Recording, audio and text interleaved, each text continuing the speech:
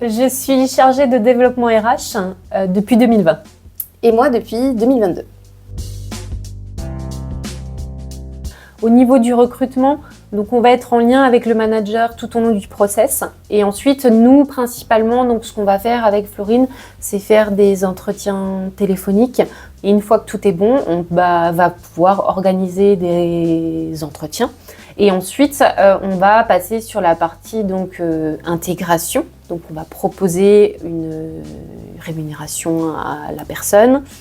On va être là aussi en appui pour tout ce qui est constitution du dossier. Et ensuite, on va intervenir sur l'intégration concrètement de la personne, notamment au niveau de la matinée d'accueil, lui remettre ses effets, le contrat, le badge, les accès, les identifiants, et être là pour répondre aux questions des nouveaux.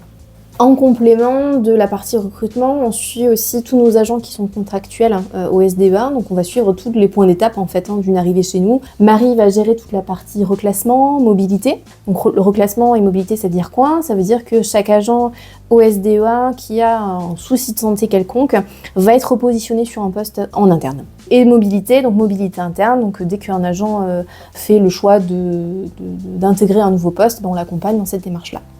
Me concernant, je pilote et j'anime toute la communauté des apprentis du SDEA. Donc ça passe par des moments conviviaux, des créations de matinées d'accueil, des matinées de clôture qui sont spécifiques aussi pour eux, où là on crée une vraie émulsion, un regard 360 avec les managers, leur parler aussi des postes qui sont ouverts et qui vont s'ouvrir dans les années à venir chez nous. Déjà, il faut comprendre qu'un entretien, c'est une vraie discussion, mais c'est une discussion qui se prépare. Il faut évidemment à minima se renseigner sur la structure, sur son mode de fonctionnement, sur comment va se passer l'intégration de la personne dans l'équipe.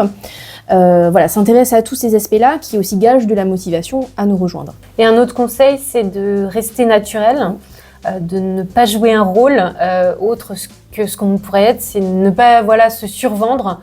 C'est d'être le plus naturel possible pour que le manager, en tout cas, ou même l'équipe RH puisse se projeter au travers de la personne pour voir si ça peut être en cohésion aussi avec ce que recherche le manager et si ça peut coller avec l'équipe déjà en place.